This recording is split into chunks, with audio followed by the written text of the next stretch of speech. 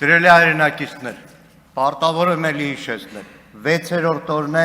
այս ազգային ժողովը գործում է ոչ լեգիտիմ,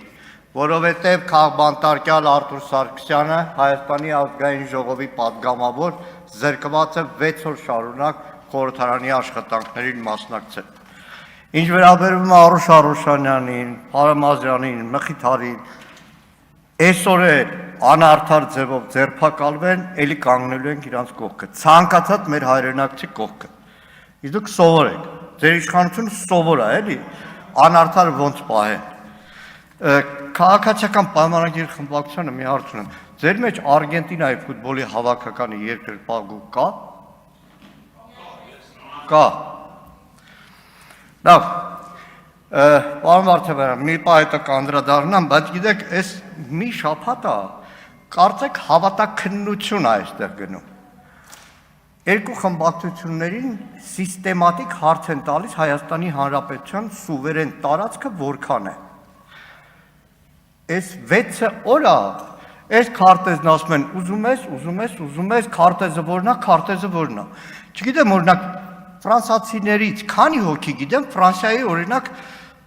տարածքը քանի հազար կամ չգիտեմ ինչ քառակուսի կիլոմետր է, չգիտեմ, ռուսներից, օրինակ արգենտինացիները գիտեն քանի կիլոմետր է Արգենտինայի տարածքը, սուվերեն տարածքը,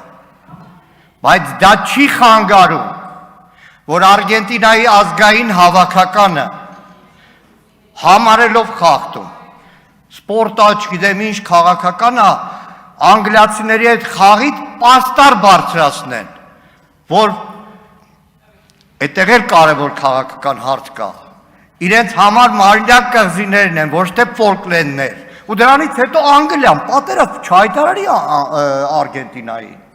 իրար հետ պատերազմ չաներ, բազմաթիվ երկրներ, Գերմանիան, երբ որ եղանակի տեսության ժամանակ խոսում է Քյոնիգսբերգի եղանակի մասին, այդ նշանակում է տարածքային պահանջ ներկայացնել, գիտեք, բայց ամեն անգամ, որ լսում է Հայաստանի սուվերեն տարածքը որքան է, քանի հազար քառակուսի կիլոմետր է, ու այլ երկրների նկատմամբ տարածքային պահանջ ունեք, ցենց ամեն անգամ հետ էի գնում իմ անցած 15-20 տարվա կյանքը, որովհետև այդ անցնող բոլոր տարիներին տարբեր առիթներ են եղել, որ Հայաստան են ժամանել թուրք լրագրողներ, հատկապես ֆուտբոլային դիվանագիտության ժամանակ։ Ու այդ ժամանակը, որ թուրք լրագրողները հատկապես դե դաշնակցական եմ, հարցազրույցներում, դուք տարածքային պահանջ ունեք Թուրքիայի նկատմամբ, տարածքային պահանջ ունեք Թուրքիայի նկատմամբ, բայց երբեք հարց չեն տվել Արարատի մասին, մենակ տարածքային պահանջ։ Բայց այստեղ կա մի կարևոր բան, դեռ 98 թվականին ադրբեջանցի լրագրողների մեծ խումբ եկել էր դաշնակցության գրասենյակ, Արմեն Ռուստամյաններ, ես եւ մեր հանգուցալ գերագույն մարմնի ընկերներից մեկն էր, բազմաթիվ հարցեր տվեցին, որ լավ 100 տարի է դուք պայքարում եք, չեք օգնում, պատասխանեցինք իրենց հանրապետության հիմնադիր Ռասուլզադեի խոսքերով, թե մեկ անգամ բարձրացած դրոշը այլևս չի գնում, բայց չեղավ գետ մեկ ադրբեջանցի, որ համարի, թե մենք ու Հայաստանը տարածքային պահանջ ունենք Ադրբեջանի նկատմամբ, որտեղ իրենց համարել էր հասկանալի, որ Արցախը Ադրբեջանի դեմ տարածքային պահանջ չէ, ինքնորոշման հարց է։ Այստեղ պատգամավորներից մեկը ասեց 30 տարվա հայ-ադրբեջանական հակամարտությունը, չէ, 30 չի, այդ հակամարտությունը շարունակվել է Արարատ ու Նեֆչի խաղերով, այդ հակամարտությունը շարունակվել է Դեմիրճան Ալիև, այն ժամանակվա կոմունիստական կուսակցության կենտրոնական կոմիտեների առաջին քարտուղարներ եղած ժամանակ, այդ հակամարտությունը շարունակվել է 80-ականներին, երբ որ հանգուցյալ կար, երկրաբան էր, բայց զբաղվում էր ազգային հարցերով, բազմաթիվ նամակներ էր ուղում, Անդրոպով, ՑԿ, ստորագրահավաքներ էին արվում, Այդ հակամարտությունը կար 60-ականներին Արցախում, երբ որ Ադրբեջանը հետևողական փորձում էր հայաթափել Արցախը։ Այդ հակամարտությունը կար այն ժամանակ, երբ որ ադրբեջանցին սպանել էր հայ երեխա Արցախում, վերջում այդ դատից հետո մեքենան վառեցին դրանով։ Այդ հակամարտությունը կար 40-ականներին, երբ որ Արցախում հարյուրավորներ էին ձերբակալվում։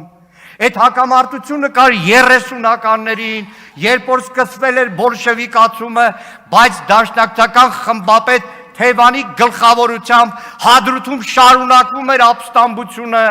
Այդ հակամարտությունը կար 1903-5 թվականների հայ-թաթարական ընդհարումներին, 18-ին, 19-ին, 20-ին, այնպես չի, որովհետև այստեղ ոչ թե երկու երկրներ, երկու ժողովուրդներ իրար վրա կրակում են, այլ ինքնորոշման հարց է, Արցախի ինքնորոշման հարցն է։ Եվ այս բանավեճի մեջ արդեն հոգնում ես, լավ ասում ես, 5 տարի այս թեմայով խոսել եք, պետություն և հայրենիք, պետություն և հայրենիք, որևէ մեկը, գիտեմ, մի օր դասագիր կա գրվելու, եզակի իշխանություն, եզակի երկրում, որտեղ քննարկման դիսկուրսի հիմնական հարցը հայրենիքի և պետության սահմանների ճշգրտումն է դարձրել, որտեղ որևէ ֆրանսիացու կամ գերմանացու մտքով չի անցել, չի անցնում, որևէ ճապոնացու մտքով չի անցնում, ինքը գծի իր սահմանները, իր հայրենիքի սահմանները պետական սահմանների մեջ, պետական սահմանների մեջ։ Տիկին Մարիա Կարապետյանը, որ տարբեր առիթներով եղել է Թուրքիայում, ես էլ եմ եղել շատ առիթներով, անգամ Էրդողանին եմ դեմ դիմաց տեսել, Հարգելի գործընկերներ, մի ընդհատեք։ Բայց նույն Թուրքիայի քաղաքական խոսույթում այդ ամբողջ տափաստանները Միջին Ասիայի հայրենիք է իրենց համար, որևէ մեկը տաջիկ, ուզբեկ, տաջիկներին հանած, ուզբեկ, ղազախ կամ ռուս, ասում է դուք աչք եք դրել մեր պետական սահմանների սուվերեն տարածքի նկատմամբ։ Եվ իրականում ես հասկանում եմ այն մոտեցումը, որ իշխանության այս ամբողջ քարոզության մեջ է, այդ քարտեզը ամենտեղ ցույց տալ, քարտեզն ամենտեղ ցույց տալ, անկեղծ եմ ասում, որպես Հայաստանի Հանրապետության քաղաքացի շատ վատ եմ զգում, էլի։ Պարսկաստան առաջնորդի թաղմանը շատ վատ եմ զգում, որ իմ երկիրը ներկայացնում է Նիկոլ Փաշինյանը այդ քարտեզներ վրան, որովհետև այսինքն պարսիկ պաշտոնյաների մտածումն է այդ պահին մտքովս ելքի, ինչ են մտածում, էլի, լավ, ինչն են ապացություն, ինչը, ինչպես, և այս առումով, այս դիսկուրսը, չգիտեմ, շարունակվելու է մինչև նոր իշխանություն կարծում եմ, դրանից հետո այլևս օղորմաթասը կխմենք։ Եվ վերջապես, հա, ոչինչ, 17-ին էլ էր նոր եղել ընտրություն միջոց, հա։ Իմիջիայլոց չեմ կարող այսօրվա իրականում ամոթի օրվան չանդրադառնալ։ Շատ կարճ, բայց ասեմ այս իշխանության եկեղեցու դեմ պայքարը։ Երբեմն ԿՊ պատգամավորներ ինձից նեղանում է, որ բոլշևիկների հետ եմ համեմատում, բայց նայեք, բոլշևիկներն ինչ արեցին, 20-ական թվականներին փորձեցին հայ առաքելական եկեղեցին վերջացնել, ամենաուժեղ եկեղեցին, որպես համայնք, Թիֆլիսն էր, Թիֆլիսից սկիզբ առավ, հետո տեղափոխվեց Հայաստանի, սովետական Հայաստան, ազատ եկեղեցու շարժում սկսեցին, լրի մոտավորապես այն ինչ որ այս տարիներին Հայաստանում էր, այնտեղ կար մի հոգի եպիսկոպոս, որի անունը հիմա չեն հիշում, վարդապետ,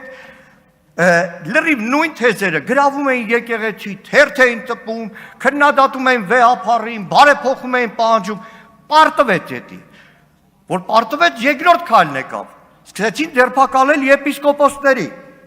2 եպիսկոպոս, իմիջիայլոց Արտակ եպիսկոպոսի անունով Գյումրիում մեն փողոցն է, որտեղ հիմա Միքայել Սրբազանն է, էդ էլ չհաջողեց, հասան վերջին կետին, մայրաթոռում խեղտամա արեցին խորեն վեհապարին։